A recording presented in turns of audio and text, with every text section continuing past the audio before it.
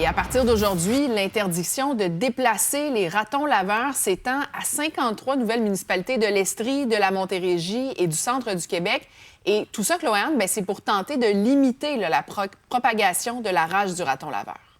Tout à fait. Donc, le ministère de la Faune préconise cette mesure-là. Donc, ça veut dire qu'il y a des nouvelles municipalités de l'Estrie, de la Montérégie, mais aussi du centre du Québec qui étaient jusqu'ici épargnées, dans lesquelles cette mesure est en vigueur. Donc, interdiction de déplacer des animaux sauvages, incluant évidemment le raton laveur, parce qu'on parle de la rage du raton laveur, mais aussi des moufettes, des renards gris ou roux et les coyotes. Donc, si on en croise blessés sur son terrain, on ne peut plus appeler les refuges en espérant qu'ils viennent les chercher. C'est assez problématique. J'ai parlé à un refuge de Saint-Lucien aujourd'hui, puis les propriétaires me disaient qu'ils reçoivent des dizaines d'appels pour aller secourir des animaux blessés, mais ils ne peuvent pas y répondre favorablement. Une intervenante du ministère de la Faune nous a fait des recommandations pour la population si ça arrivait et comment éviter ce type de situation-là. Donc, pour l'instant, on mise évidemment sur l'épandage d'appâts vaccinaux. C'est sur ça qu'on mise pour régler la situation ou rendre la crise moins catastrophique là, pour la situation qui est hors de contrôle pour ce qui concerne les animaux sauvages. On a de la difficulté en ce moment.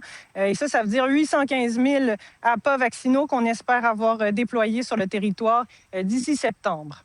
La rage du raton laveur continue d'inquiéter en Estrie, en Montérégie et maintenant dans le centre du Québec. Le ministère de la Faune étend l'interdiction de déplacer certains animaux sauvages dans 53 municipalités supplémentaires de ces 3 régions. On doit ajuster le territoire visé par nos interdictions de déplacement ou de relocalisation de ratons laveurs, moufettes, renards et coyotes vivants. Voici des pensionnaires du refuge Adaï, à Saint-Lucien. Des animaux sauvages comme ces ratons laveurs, les propriétaires reçoivent des dizaines d'appels par jour pour en secourir. Mais dans de nombreux cas, c'est impossible. Le premier appel du matin, un coyote blessé juste ici, à côté de chez moi. Donc, on avait un citoyen qui était en panique sur le bord de la route, puis qu'il ne savait pas quoi faire parce qu'il y avait un coyote qui s'était fait frapper. J'étais obligée de vous dire non parce que je ne peux pas me déplacer pour aller chercher le coyote. T'as beau leur expliquer. Il y en a qui sont même pas encore au courant, c'est surprenant, mais il y en a encore qui sont pas au courant de toutes ces restrictions-là. On se fait insulter.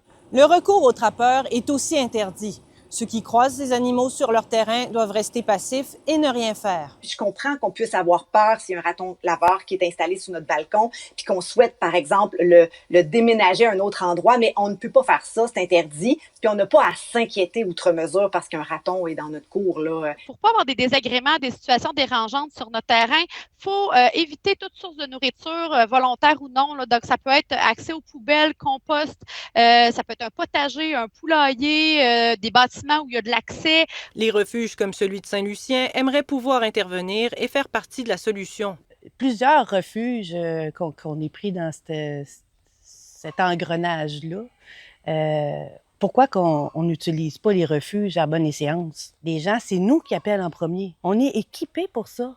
On a la compétence de le faire. Il y en a que ça fait des années qu'ils font ça, là. Pendant ce temps-là, l'épandage d'appâts vaccinaux se poursuit sur le territoire. 815 000 vaccins seront répandus sur 500 km² d'ici la mi-septembre. Le ministère rappelle encore une fois l'importance de faire vacciner ces animaux de compagnie. Chloé-Anne Touma, TVA Nouvelles, Saint-Lucien. Merci, Chloé-Anne. Ça fait plaisir.